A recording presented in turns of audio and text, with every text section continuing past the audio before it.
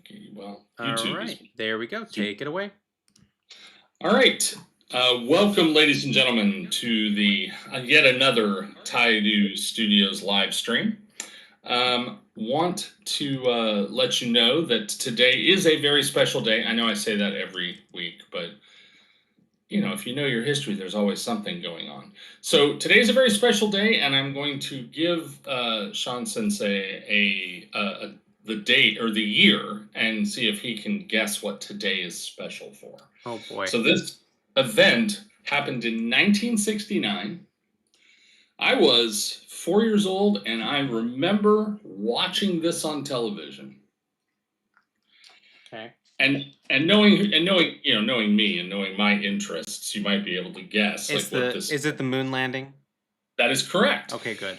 Today, Ah, July 21st is, although technically we're in Asia, so it would be tomorrow in the Western Hemisphere. But yes, July 21st is the first moon landing when Neil Armstrong became the first person to walk on the surface of the moon, if you believe that sort of thing.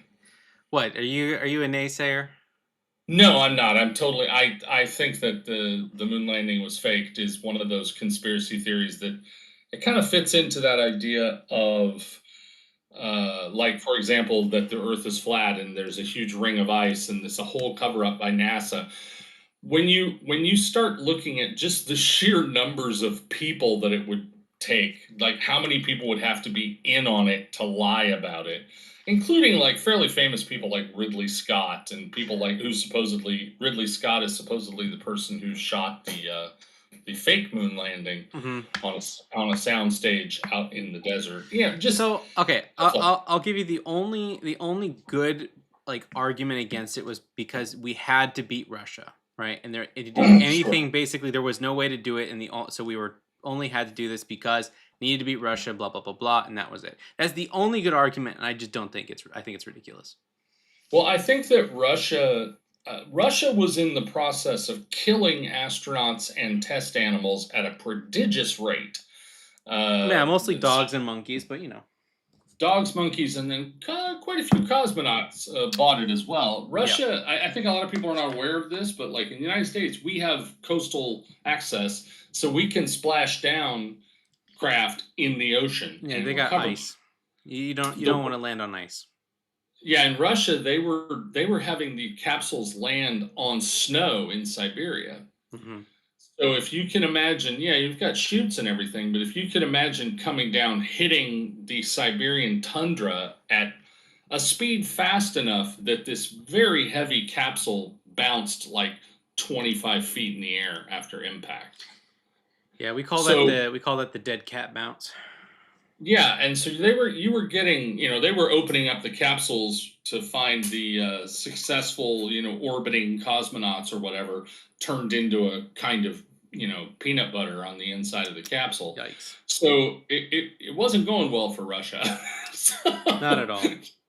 I mean, we But did kill a whole crew yeah, with yeah, the the bombs that Apollo burned up mission. on the launch pad.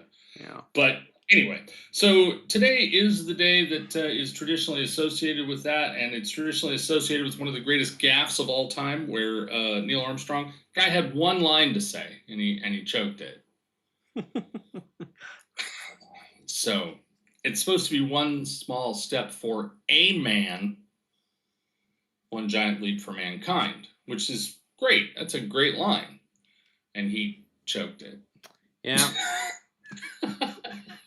So, but anyway, kind of cool to put your boots on another planet, I think, or another celestial object. I think that's pretty neat. I would Yeah. love to do it, except that I'm really constitutionally opposed to suffocating to death. Well, So I'll tell you, there are a bunch of companies that are actually working on that, like wholeheartedly, and not just like SpaceX and stuff like that, but all like companies like Rocket Labs are actually working very tirelessly to try to get people to Mars. So maybe one day we will have a Shakuhachi colony on Mars.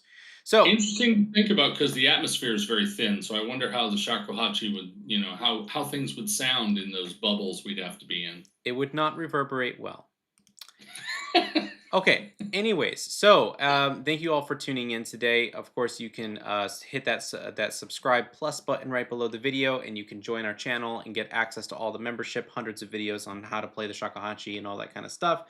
Like Linus said, I'm Sean, licensed shakuhachi teacher for you, and let's go ahead and get into it today. So this morning, I posted a video about the chi-do technique because there was a lot of people who are asking questions about that particular motif that appears in so much of the shakuhachi music. And there are so many different ways of doing it, not just within our own school, but outside our school as well. And so, Linus, what do you think about Chi Mary Rue? Well, I just watched your video, and I always feel like in these videos that, for at least for my learning style, I struggle with knowing the scale well enough to follow what's being said, and the modes and the scales. I really need a written visual representation of the scales for me to be able to follow it. But because I already know how to play that figure, I understood what you were talking about. I Yeah. think this is one of those topics that I think we have to hit it from a bunch of different angles because Hmm. everybody's learning in a different way. Like, people have Yeah. different levels of experience as well. And that's what makes it so hard to like say, because that it's a question that comes up, right? Like you'll say, well, why in this recording, like this old recording from like the early 1900s, do I hear this guy playing A flat and then G? And like, how come they don't play A flats, or they don't play E flats where we play A flats and E flats? And it's like, Yeah. it's a huge can of worms. And so like another way to think about it, and it's not really the same way, but I suppose it would be very similar, is that there's, imagine if you heard an orchestra, or like even like an ensemble who was playing in like like Pythagorean tuning, right? Pythagorean tuning, or even like any of the sort of like well tempered piano parts, like you're going to play in certain keys and it's going to sound absolutely awful, and it's just like every single note's out of tune. And in shakuhachi playing in the old style, you get a um you get all of these different variants because they're playing off of the colors, but they're also playing in a just a different system completely, right? So we play this modern system, which is based off of the urban scale called the Miyakobushi scale. And then back in the day, they were playing closer to what they would play in like Shomyo, Hitayogiri, Gagaku, where they're playing in the Ritsu mode in their pieces. So if you're interested in to learn a little bit more about that chi-chi-do technique that appears everywhere, it's watch that video. But I want to show you like why it's such an important technique too. Because so when we first started and we played in Choshi, we get that.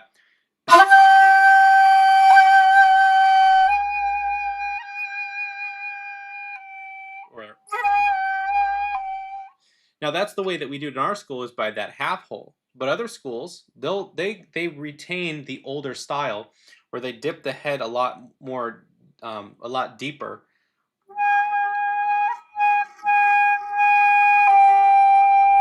and then play with that second hole covering. So they get this fingering, this oo fingering, which is the same fingering of classical shakuhachi and classical hitayogiri. Then you'll have other times where they'll play this, they'll play that. They start there and then they half hold a three. So that's some of the variations of it. But even just from here, playing this chi-do technique, we can actually get to the he, and then also the B natural, which would be the he chu mary. Then if you change the fingering to the alternate chi mary ru fingering, then you can get the tsu mary.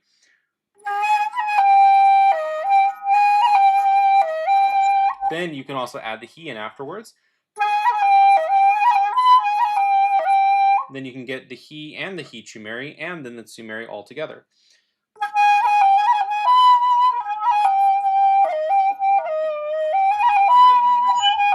And you get like this very almost like Arabian Nights sort of sound throughout the whole through the piece. And so it's very interesting how that ended up happening. It doesn't end up sounding like that in the classical shakuhachi. It's much closer to the ritsu, like that scale pattern. So the music does sound a lot different. But nonetheless, that's kind of a little quick little answer on why that happens for those who are interesting.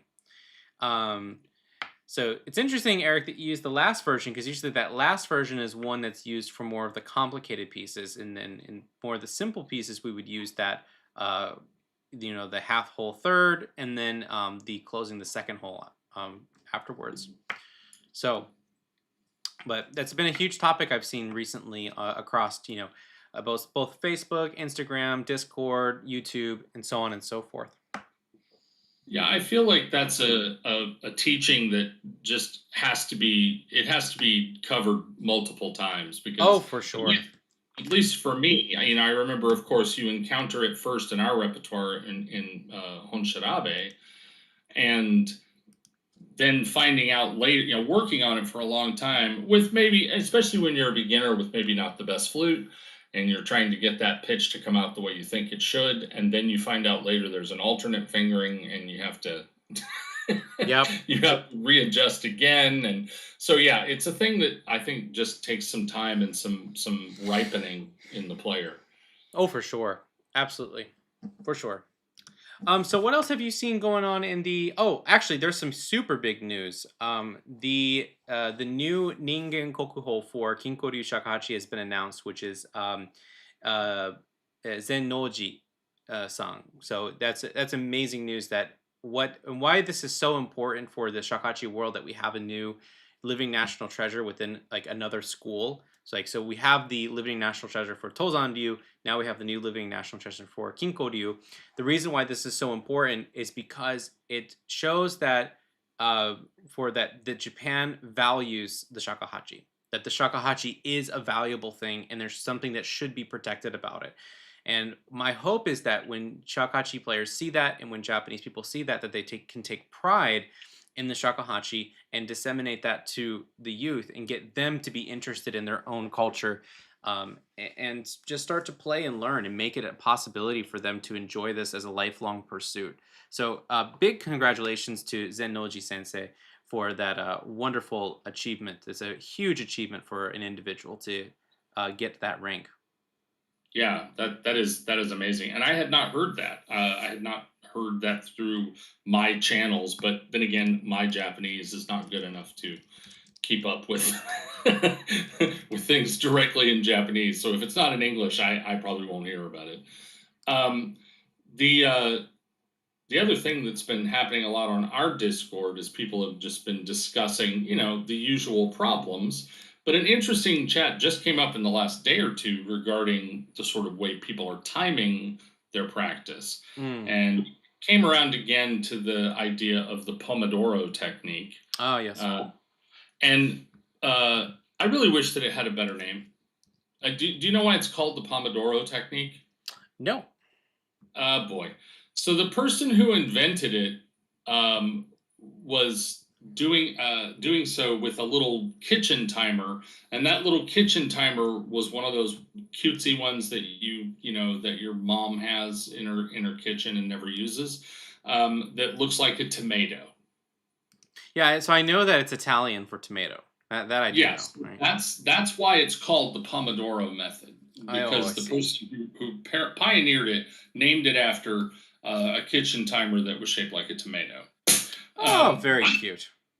yeah, I find it interesting too that like a lot of Zen centers, my first exposure to Zen back when I was a child, was reading books by Philip Kapleau and Robert Aitken. And Robert Aitken, in particular, advocated a 25-minute sitting session followed by a 5-minute session of kinhin or walking Yeah, meditation. walking meditation. And that's exactly what the original Pomodoro method is. It's Interesting. 25 minutes on, 5 minutes off. So I think it's really appropriate for shakuhachi. Mm. Fits really nicely. But I do it myself, but I do it in a much more free form kind of way. I'll spend 20, 30 minutes on practice and then 20 or 30 minutes on whatever other stuff I'm doing. And I feel like it's a style of practice that, especially for those of us who work at home or have access to their flute all day, I think it's a really good thing. I don't know what your thoughts are on that, Sensei. Well, I have like zero time. Anyways, says we have two two little ones, and I have a pregnant wife that is huge right now. So I have a lot of extra duties around the house, and so finding time to practice is just not likely. I'm lucky if I get an hour a day. Now I do have the advantage of that. I get to teach shakuhachi all day. So when I teach shakuhachi, of course I'm keeping the hands warm. I'm working on ideas. I'm developing, and so on and so forth. So I get my practice that way too. Just keeping the skill set high. Um, but as far as like for in terms of methods and stuff like that, I don't usually think of it that way. What I usually do is I um, try to just start on the places that I know I can't do.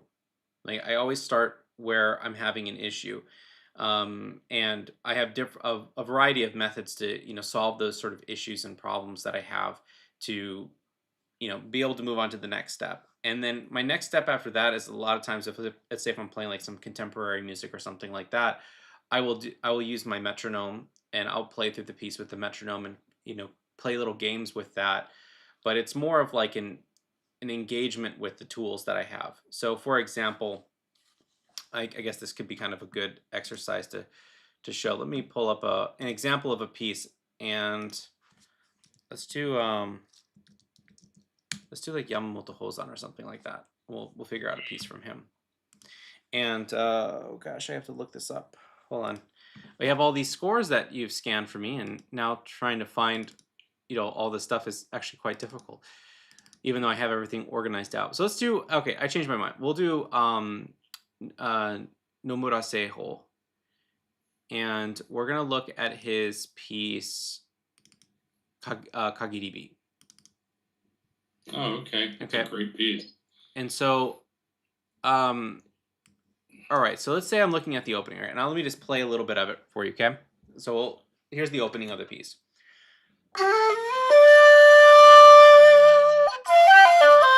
Sorry. What is this? Seems like my shakuhachi have good and bad days more than me. Yes, that's right. Sorry, that one just popped up on the screen, and I was like, "Say what?" And oh yeah, I'm like that too. All right, here's the opening of the piece.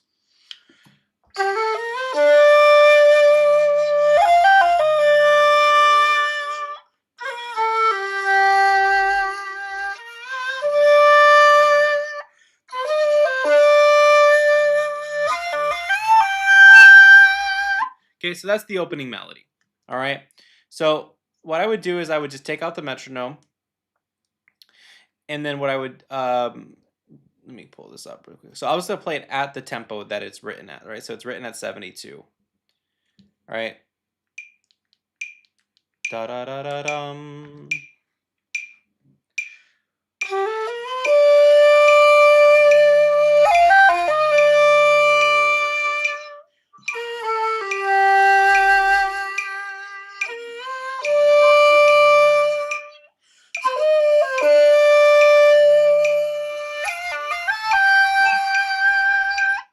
Now what I would do here is I'm going to say, okay, I'm going to take this down.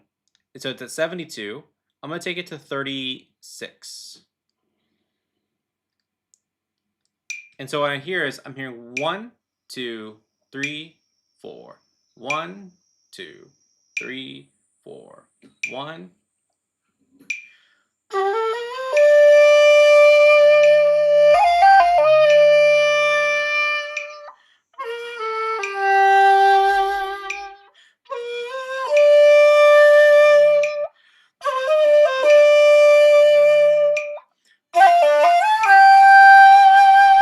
Right? So then I have to start internalizing that beat myself. I have to internalize the 2 and the 4. Then I can do the same thing, and I can go here. I can go 2, 3, 4, 1. 2, 3, 4, 1. 2.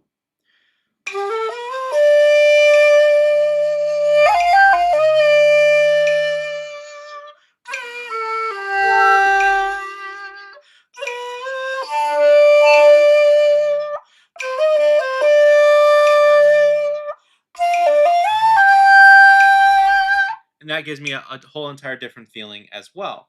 Then what I can do is I can say, all right, now I'm going to take it down to 18.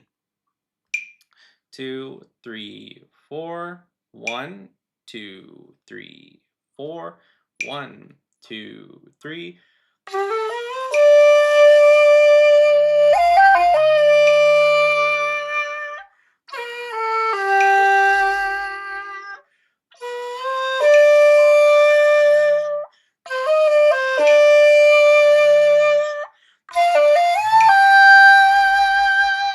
And then I really have to be super on it. Like I have to be like almost just like a machine when it comes to that. And you can even hear on that last one when it came on the fourth beats, there are on the first beat only. There was a couple times where I was a little bit early, and then there was a time that I was a little bit late. So there's a little bit of movement that happens where I'm kind of wanting to go a little bit of a faster tempo, which is not a terrible thing. The music should push and pull, but those are the type of games that I like to play with myself to really increase my level. So another thing that you can do as well is you can do everything as like as an offbeat.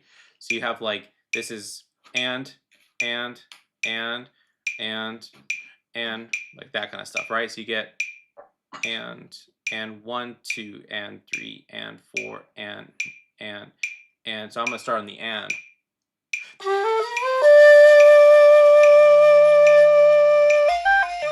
Like that kind of stuff, and you do like off beats and whatever.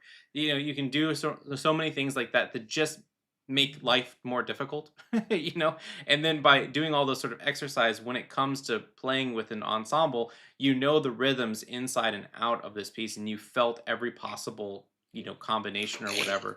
And that's something that you can do inside your practice time that can get you further in deeper inside the music and whatever. Another one too is that I didn't show here necessarily, but I did the 1 and the 3, but you can also do the 2 and the 4. So feeling the 2 and the 4 beats are really helpful. Actually, I think I did do that. I'm just was thinking it. Oh, I should really talk about that. But at any rate, that's just working with the metronome and doing something like that. You can also increase the metronome level too to help you engage with the subdivision. So, for example, there's that 1 E and a 2 E and a 3 E and a 4 E and a.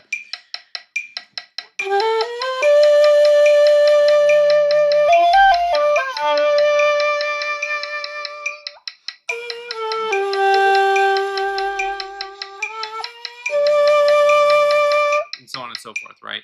Just hearing that, like how every single note can be divided out evenly through the 16th note, because that's also something that you should be doing, pretty naturally as you're playing when it comes to contemporary music or just modern Western music. But even in the case of like playing songkyoku music requires that you have a really strong sense or a really strong internal rhythm that matches up with another person. So yeah, you can spend an entire 2-hour session like that. So when I get into my sessions and I'm practicing, I'm not looking at like a 25-minute 5-minute thing. I think here's the concept that I want to focus on right now. I want to work heavily with my metronome and play a bunch of games with it and work against this piece and see what I can do and can't do with this piece. And then that would be my practice session. And then another day I would do like pitch or something like that. But what I find is that I tend to favor, this is just like what most people are like. They tend to favor things that they're really good at. So I can sometimes get into the weeds about doing pitch again and again and again, but that's my real like strong suit with shakuhachi is pitch and tone color and stuff like that. I should spend more time doing rhythm things because when I have mistakes, my mistakes are rhythmic mistakes. They're not pitch and they're not necessarily anything like that. And if there is a pitch issue, it's usually because it stems from a rhythmic issue that happened. So knowing your weaknesses is just as strong as working on your strengths and stuff like that. Cool. All right. Well, thank you. That was very informative. Usually with the metronome, I always end up, doing using the metronome to improve the fluidity of a fast passage. That's usually where the metronome comes up for me. Yeah, yeah, It's starting something very slowly and mastering the passage, and then just cranking the metronome up and up and up and up. And in playing other instruments, I was always taught that if you can set your metronome eventually to 10 or 20% faster than you intend to play the piece on stage, then when you get on stage, it's going to feel relaxed and easy. And yeah. Well, I think that actually makes people start to rush the music. Yeah, I can see that too. I'm thinking mostly this was advice, of a guitar instructor Uh huh. that this particularly shreddy bits that you're trying to play. If you can play them faster than the intended tempo, then when you hit the stage, it'll account for your nerves. Hmm. So another thing that's come up recently, since we're talking about practice techniques and whatnot, there's been a kind of a discussion about Piper's grip, Oh yeah. and Before we get to Piper's script, I do want to say one more thing about about rhythm, because there is something that I find that can be kind of problematic about when you get too when you're too obsessed with the metronomic side of working with the metronome constantly, and you're just wanting to be on point with that nonstop, right? Because there's an issue with that too, because the music has to flex. And so what I tell people is, like, if we go back to that same piece that we did before, if you imagine the beat, it's more like a rubber band. So you have like a rubber band. Imagine my invisible rubber band right here, and I'm going to pull on it. They have that da da da da da 2 3 da da da da dum 2 3 da da dum. You can stretch that beat, and so it's not just this the entire time, but then it becomes this da da da da 2 3 4 da da da da da to ya da da da dum. Right, that dee da da. You stretch the note a little bit and pull it out more. So like the metronome and stuff, and having like that really great sense of rhythm is always nice, and it's a great skill set to have to be able to play it absolutely straight. But the thing is that that's not actually how music is played, though. There's a lot more ebb and flow to it. So don't get locked into that and saying it has to be like that because that's what the metronome marking says. That's what is on the page. Music's way more than just this, straight rhythmic pulse that happens. And then let's get to Piper's grip. But Eric, another Rick Urphy has another question, which is what's the use of the back hole of the shakuhachi? It's one of the fingering holes. So you basically can get a pitch from it, which is the re pitch, and then it's also helpful for jumping up the octave if you want to play the lower note, and you can kind of crack open the back, and then you can jump up almost like an octave key on a flute, but it doesn't function that way. Okay, hit me up with Piper's grip. Okay, yeah, there was some discussion on Discord regarding the use of Piper's grip. There were some Discord people who say that they use Piper's grip on all flutes, which I find really hard. I could never do that on a 1.8. I don't think there's enough space. But using Piper's grip on everything, some other people express the idea of using Piper's grip only at a certain size and above. And it just got me to thinking about the idea of, if you're playing a 1/8 or smaller and you're trying to play the speedier passages, the Piper's grip might be sort of a hindrance. But then someone else said, no, I've always played Piper's grip and it doesn't hinder me at all. So your thoughts on that, Sensei? Um, sometimes I think like I would never use Piper grip on anything that's like shorter than a 2.4. Um, but I think that if anything with the Piper's grip, one of the things that people should consider is what is their thumb doing and where is their thumb being placed. So if you're doing something like this and you're also trying to grab like that and having the thumb wrap around, this is just not going to work. That you're not going to be able to move your fingers as fast, and you're gonna have a really hard time closing the holes. I like resting my thumb on the bone of the joint here for Piper's grip. That's what I find to be the most helpful. And also here too, if you do this, you're going to put a lot more pressure on your wrist to grab like that. Um, so it's really hard to say, because the thing is with things like holding and grabbing a flute and how you're going to do a certain grip and whatever, the issue is more of an individual thing. So that person's anatomy, for them, they might have to do something that I could never do because of just how large their hands is or how small their hands are. Yeah, it's definitely, I mean, definitely there's a personal element to all of the fingering questions because, Hmm. like I always say, I have large hands but short fingers. I have Well, like wide maybe, palm and let's fingers. be really careful here. It's not the fingering, but the grip. right? Because the fingerings, Yeah. those won't change, right? If there's half hole options and non half hole options for many notes. So, for example, one common question I get is, should I play or like that, right? Or like, which one is most effective for the place that I want to be, or what I want to be playing right now. That you could have some, some talks about and whatever, but those options are those options. But with like holding and stuff like that, some people will have to have their elbows a little bit higher, some people have to have them a little bit lower, some people have to actually, have the fingers more over the holes slightly this way, just because of how short the digits are, or how long the digits are. Then they're actually going to have to, for example, if you have really long digits, you're going to actually have to have the elbows slightly lower, because you won't be able to have a good grip on the holes. You won't be able to cover them. But if you have very short digits, then you're going to have the elbows up higher, so you can cover the holes with a more fleshier part of the skin, or the fingers, right? So Mm. that's why it's like, with Piper's grip, it's like I got to see the person play, I got to see the person hold the flute. There's not really good advice that I can give that's universal across everybody. But for longer flutes, if you don't have like freakishly long arms and digits, then I would I would use Piper grip every day of the week. And there is nothing wrong with offset holes. Offset holes are totally fine. It's not cheating. It's I don't know why that would ever be the case. Well, and we had a discussion a little while ago in our live stream about posture, Hmm. and we came to the conclusion that, you know, any posture is good as long as your posture is good, right? We got to Yeah. the idea that as long as you're not hurting yourself, as Yeah. long as you're not impeding your ability to play, and you're able to do so in a sort of relaxed and comfortable way, that's good. And I think the same is true for your hands. Your hands, whatever you're doing, whether you're using the tips of your fingers or whether you're using a Piper's grip or something in between, Hmm. the key is, can you do it in a relaxed, pain-free way? Can you play what needs to be played? One thing that could be Uh, really helpful to consider is that when we're playing, you want to have head, shoulder, and hip alignment, right? That's key.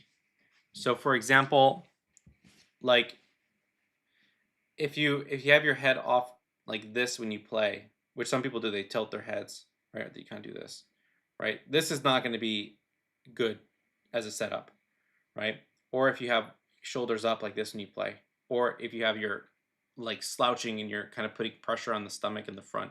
All of these little small like bodily changes can make huge differences. So when we're thinking like, oh, it's something here with the fingers that I'm doing that's wrong, meanwhile we're like this when we play, right? It's not the fingers. So the mm, shakuhachi is the full body sort of thing, and I put in the chat there poise and posture, and I think that the thing is that posture refers to a fixed. Okay, I'll have you check this for me. But what I understand is that posture is a fixed set, right? It's like this is the posture, whereas someone's poise is flexible. So I can move back and forth like this, and that my posture is changing, but my poise is not.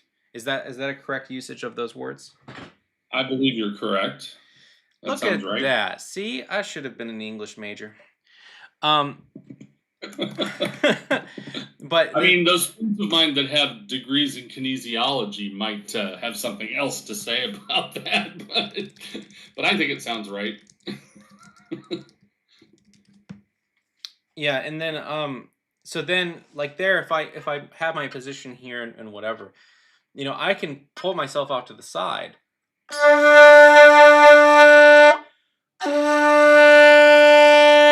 I can move around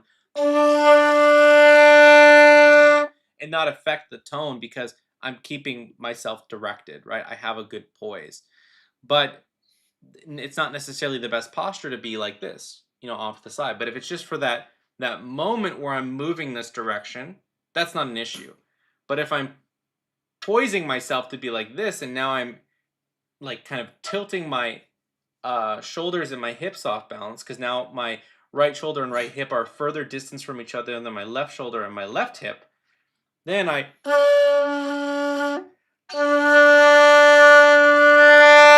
It's hard to maintain that really big boisterous sound that I want to have on that particular phrase, perhaps. Yeah. It's also tricky because inherently most musical instruments are like the piano is an exception, but most musical instruments have us using our bodies asymmetrically.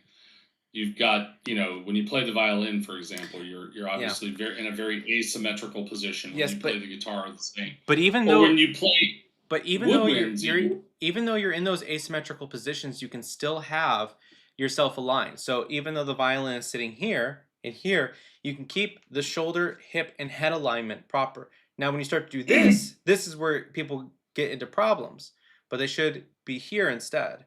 Or if you're playing classical guitar, you can raise the left foot up onto a stool, and you can still keep the alignment. That's why they kind of adjust this way to keep hip and shoulder alignment along with head alignment and so on and so forth. So again, even those asymmetrical positions that we put ourselves in doesn't necessarily affect our poise because we can keep head, shoulder, hip alignment. yeah, you can always look at professional players, or rather, not say professional players, but like advanced students. They'll start complaining of various pains, right? Like Western flute, it's very common to have pain in the right shoulder because Mm, of the position of a Western flute, or have the bad habit of playing with your head tipped to the right so that the end of the flute can be relaxed and down a little bit. And mm, even very high level players will play with their head cocked off to one side.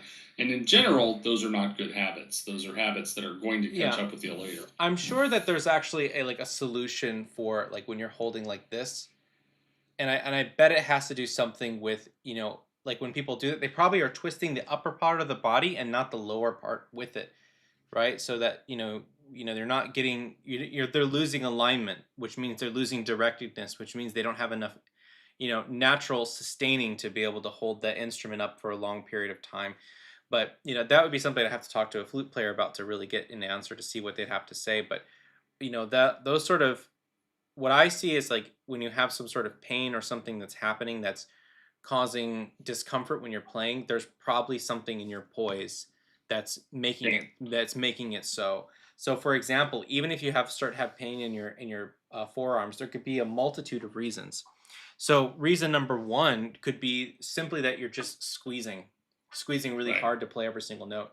Another thing too is that if you start to lean forward, you actually have to naturally grip harder and you have to work harder to hold the instrument up, which puts a lot of pressure on here. So leaning forward puts pressure onto the forearms. Whereas if you come up here, I don't have to have any forearm pressure whatsoever because I don't have to grip here. Everything comes into the thumb and sits here and on the fourth finger at times, right? But in general, it's all onto the right thumb until I come here and I'm playing other things, and then I have some extra weight coming there as well. But even when I play like this, I don't ever find myself having tiredness in the thumbs unless I'm gripping, right? If I'm gripping, then there's tiredness in the thumbs. But if I lean forward, I get tiredness in the thumbs, the wrist, and the forearms because I have to work 10 times harder to do anything I want to do. So I think most of the issues that we have, or most people that when they're having some sort of pain issue, it's I would say that a large bulk of it is a poise problem, not a some other like physical technique problem that's happening. Okay. That's yeah. And well, see, when I played Western flute, the solution that was recommended to us was, don't be a bitch, sit up straight. Right?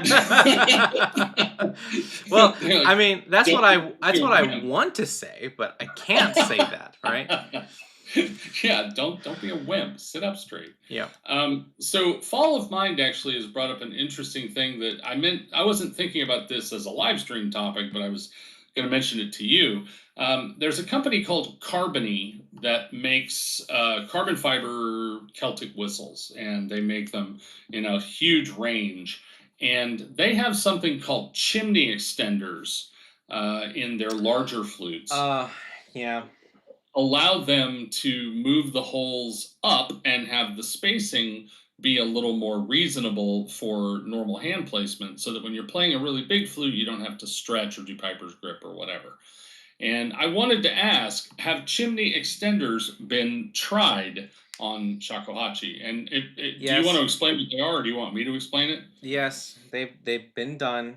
They do it in a couple ways, and they actually can do it inside the flute by shortening it, right? Mm, By removing the ceiling, or they can do it by layering on top of it. They can do it with like bamboo. Basically, they do it with bamboo and glue or bamboo and urushi, and you can mm, basically build up a chimney on it, and then that raises it up, and then that will change the pitch and lowering it. So it just depends on how you want to do it. But then the problem is that you're going to get a change in the structure of the sound. So another thing, here's a helpful diagram for you. We're getting back into the making stuff really quickly, but that's fine. So imagine that here's the shakuhachi, and we'll just have we'll do two examples of this, because there's a couple ways that the shakuhachi is made, and in the Tozan style, the holes will look like this, and in the Kinko style, they look like this. So we'll put T for Tozan and K for Kinko here. Um, and so what you see is this. So the toes on holes just go straight, and this is also pretty modern, like what most like modern makers do as well. And the right. Kinko holes, they actually kind of go like that, and they're not a straight bore, and that changes the pressure of the holes, right? Like how the air moves, so that the color becomes a lot different as well when you make the holes in this sort of construction. So we've talked about how the nodes change the pressure too, but also the shape of the hole and whether it's kind of concave or if it's straight or if it's convex, that also will change how the responsiveness is of the flute as well as the pitch. So, it can get really crazy. Now, the older flutes, a lot of them favor this lower style because it gets you a lot of more of a warmer but slower response time, right? So you get a warmer and slower response time, but then you can do different, like how you open up the inside of the flute can then change to give you a faster response time without losing that warmer and more attractive kind of silky color too. So but if you build up, how is the buildup of the chimney on that note going to change the color of the flute? And it will change it drastically. Right. Just to clarify for those, if you're not following what this is, the idea in really simple terms would be to have the exterior wall of the instrument thick enough that you could bore the hole at an angle downward so that the opening into the actual airstream is lower than where the actual hole is on the outside, so that a person can play with more comfort but get the low pitch that they want. Are you drawing a picture of this, Sean? No, I was fixing some business cards on my table here while you put it into while you translated everything into non-nerd language. Yeah, basically, it's just that the hole on the outside is higher up than where it enters the airstream inside the flute because Hmm. it's cut at an angle to make it easier and less stretch on the fingers. In the case of the carbony whistles, they're getting a low D whistle that allows them to play with finger spacing that's closer to their mezzo G whistle, and that mezzo G is comfortable for just about any adult. And so it's very promising, especially in the penny whistle world, where um, the penny whistle is, of course, always accused of being shrill and too sharp, too bright, and so playing lower whistles is very appealing to people. Hmm. I would love to grab one of these just to experiment with it, but I don't have $600 or $700 to spend So on something that I'm just yeah, experimenting with. what he's basically talking about, if I put a thing there, it's like they actually build up the bamboo like that, right? And Yep. so then you get something like that. And the thing is as you get the higher chimney, you're going to get a slower response time. Hmm. At least that's how I sort of view it with the because the air has to come up. Hey, look, I have another color. We can do this, right? The air has to come up through the hole when that happens, and then when you're gonna stop that, right? Mm. So then once that stops, it has to come back down and come then through there. So that would be why the slower response time would happen with the actually with the Kinko stuff. I think that's one of the reasons why you get that really quick response time is because the air comes up and out like this, and then when you close it off, or why it becomes a slower response time rather, is because then it has to travel back down into the bore, right? So it kind of launches out like that. Mm. Whereas the Tozan is kind of flow like this or like this, which gives it a really nice crisp sound. But then you lose tone color, right? So Well, and that's something with, instruments like the Western flute or the whistle, where they're less concerned with having a wide palette, the way the shakuhachi is. hmm I was just curious because it is something that is a sort of an eternal struggle for those of us with stubby little fingers. And it did come up in our Discord that Raphael, who is our resident flute hoarder, he, he said that he uses Piper's grip on everything bigger than a 2.0. And I think of myself as having very short fingers, and I have a 2.1 that I don't use Piper's grip on. So I was very surprised that it's being used so much. well, because you have those lovely sausage fingers, which allows the hole that you can cover the hole without even thinking about it. Whereas like people with thinner fingers, we have to like actually like weasel the finger into the hole in order to seal it. It's just you gotta call me fat every live stream. I gotta be. I'm fat. All right. Remember the please don't call Um. me fat, dude? Like, Yeah. Yeah. So, Fall of Mind mentioned that he's 6'4" and with wow. huge ET fingers, and Piper's grip is still a struggle for him because his fingers are skinny. Yeah, I think So, I think that that's like, in the case you would want to have something that just has smaller holes. Then, I, Nick. the idea that this comes from bagpiping, if you ever look at the holes on a bagpipe, they're tiny. Yes, because like You can for cover the Nick whole. has this issue too, though. Like Nick has Nick Blondo, our resident maker and the guy who we always bother for questions. Um, when he can't play my 2.4 or my 3.0 because of how the hole sizes are too large. So he's like, yeah, I can't cover, I can't make a sound out of it, so I have to tape them when he takes a look at them for me. So it's that's another issue too. So you might want to just actually have the hole smaller, which wouldn't affect the pitch. Um, It affects volume, though, right? uh, to some degree, yes, but I mean, if we're talking like 10 millimeters to 9 millimeters, not really. It would actually warm up the sound a little bit.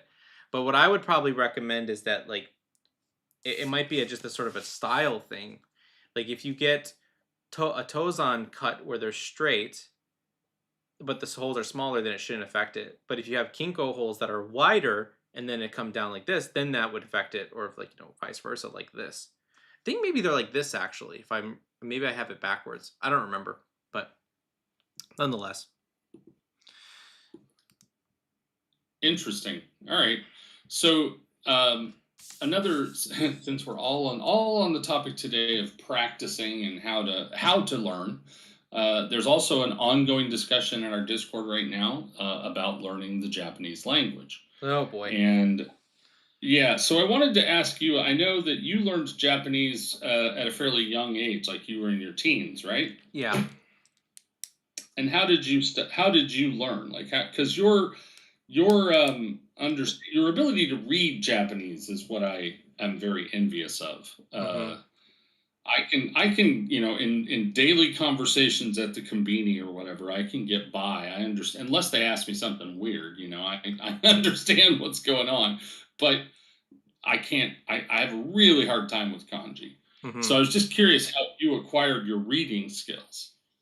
Uh, children's books start from like the grade kindergarten grade one, and then you just start. They actually make like series for this for kids at the school. Like this with your kids in school right now, and you go buy the book series and you can just read through them yourself, and you just start like picking up kanji and see how they're utilized. I don't think that studying kanji just on their own merit, like here's this kanji and here's where it's used, is very helpful. I think it's a lot better Mm. to be able to know the word and then see the kanji that's associated it, and then see how the kanji functions in different words, because then you form a semantic range for the kanji. So, for example, um, let's find a really character that actually can change meanings.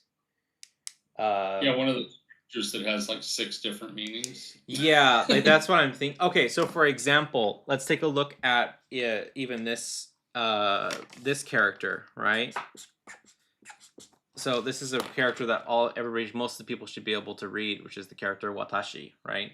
Which means Mm. I. But it also is the same. It's used. This character is used for private university. So the semantic range of this character is not just to say as an individual sort of thing, but it also just means private. So when you're saying something about myself, it's something that is private, something that's about me.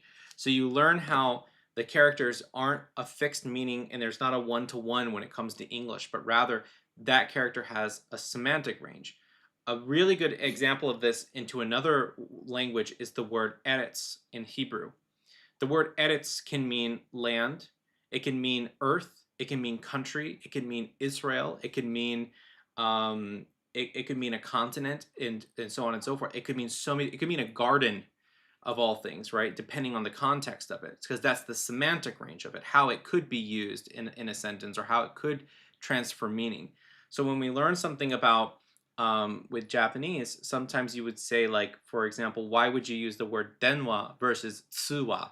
Well, what's the difference between the two? But between the two of them, right? Well, typically one is a mobile device that you would say is denwa, and then the tsuwa is a landline, something that's connected or something like that. Another case would be like, oh, this word is used when we speak, and this word is used when we are writing something, and that's often the case too.